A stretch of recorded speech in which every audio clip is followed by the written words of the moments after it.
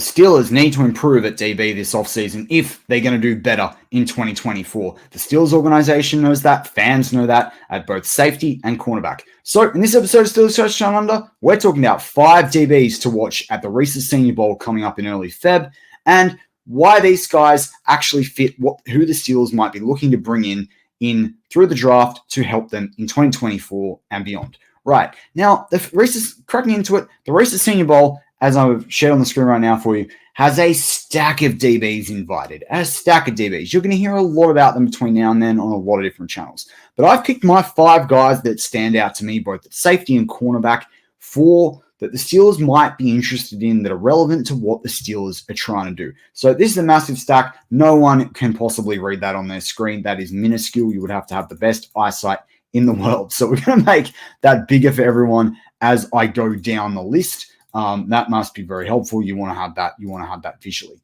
All right.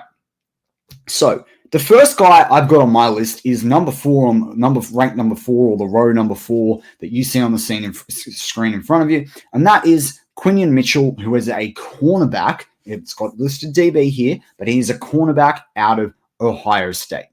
Out of Toledo. Ohio State's just broke up. But Quinyon Mitchell out of Toledo, he's probably considered, if you go by Daniel Jeremiah and Bucky Brooks will move the sticks, he's considered in sort of about the top of the second tier of DBs or cornerbacks. So he's probably looking at like a late round 2, early round 3. Could be a really interesting guy for the Steelers. Had 6 interceptions so far to date in his college career, 45 pass defenses, and 123 tackles. He is a cornerback that likes to tackle. That is a good thing. Now, the Steelers wide receiver in Deontay Johnson from Toledo. They know the style of football that Toledo plays.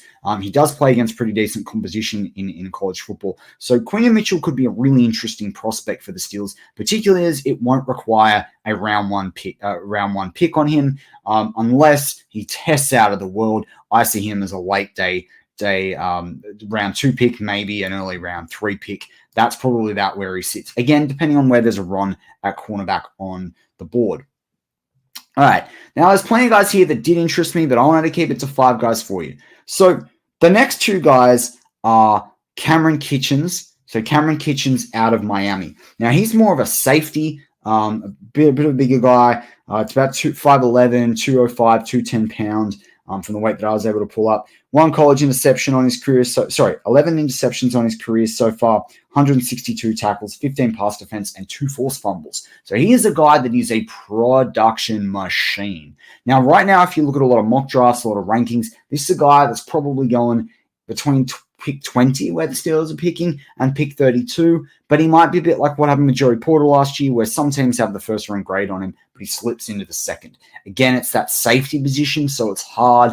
That safety is a bit like center. A lot of teams don't necessarily think that that's something you should draft with a round 1 grade on it, but the 5th-year option for him makes him attractive.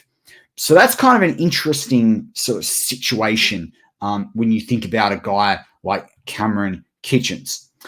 Another guy out on my list was out of Penn State, Kalen King, a guy that played with Joey Porter, a bit shorter in terms of size. He's about 195 pounds, 5'11". He's had 25 pass defenses in his college career, 3 interceptions and 2 forced fumbles. So not necessarily production king in terms of like interceptions, but has done a lot, has played with Joey Porter. Again, we're probably looking at a day 2 pick here. We're probably looking at a 3rd round pick, depending on how he tests. He could be into that 2nd round, again, depending on the run on cornerbacks. However, as a cornerback like Quinyon Mitchell, he's the guy that like you probably will see. He's more likely to go higher in the draft in terms of if he can move his draft board up by a round rather than drop below, particularly because that's a cornerback versus a safety. So that kind of comes into play as well. All right. Then we've got a guy called Josh Newton out of TCU.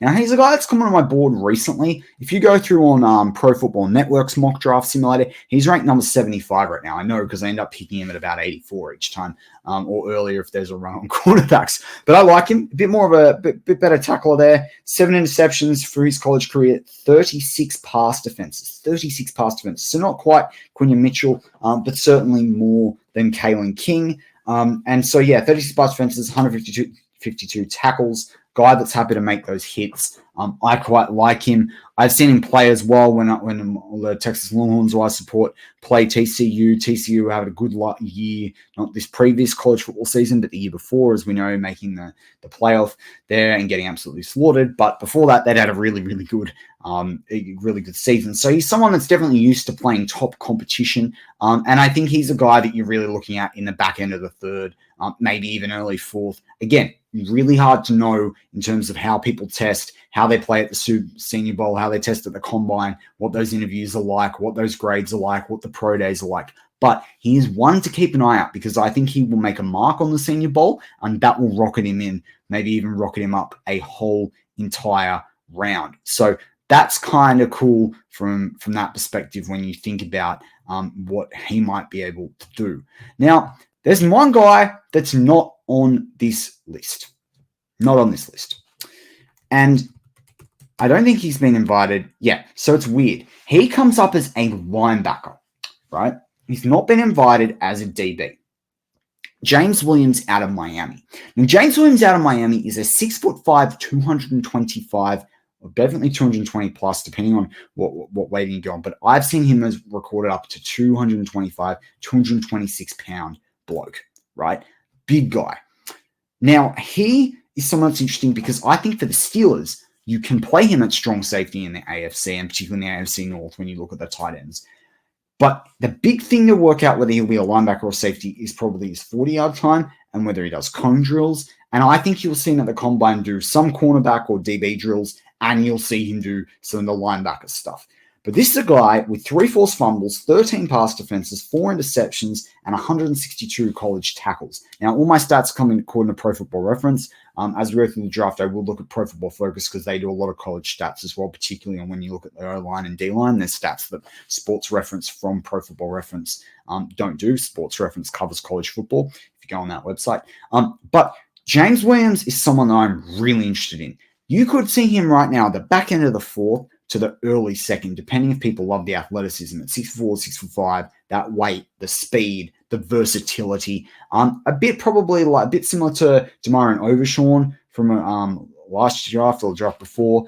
However, James Williams is more safety than he is linebacker compared to what you saw with Demarin Overshawn. So he's one to watch because I think he's so interesting in terms of what Steelers could use him as a box safety, the way the Steelers could use him against tight ends, where I do think he could play a safety role, but depending on how you scheme that, you might call it a linebacker. In a 4-3, you go, yeah, maybe he's a linebacker. In a 3-4, he's more of the strong safety. But again, depends on your sub package. But James Williams is definitely a guy to watch. People are going to be just interested in this guy from the size, athleticism, the speed.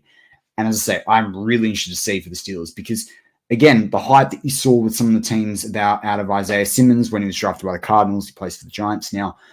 Again, this is that kind of guy. Derwin James, can this guy be Derwin James? Now, obviously, will be similar to a Derwin James style player, but obviously Derwin James is an elite player. That's a big expectation on James Williams. But very interesting guy to watch throughout the draft process, starting at the Senior Bowl in Mobile. But yeah, hope you like some of those guys. If those guys are familiar to you, leave a comment in the comment section about what you think about them. If there's another guy you want me to review that's a DB or have a look into, let me know as well. We'll continue this series of this Reese's Senior Bowl series up until the game. It's 3rd Feb.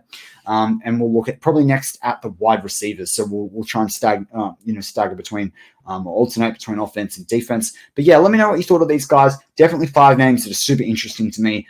But yeah, interested to hear what you guys think as well. As always, hit that like button if you like the content. Tells me what to keep going with. And if you're enjoying TDU and you're not a sub yet, hit that sub button. We are on a mission to 500. Certainly by the start of free agency, if not even if we can get there by the Super Bowl. As always, go Steelers.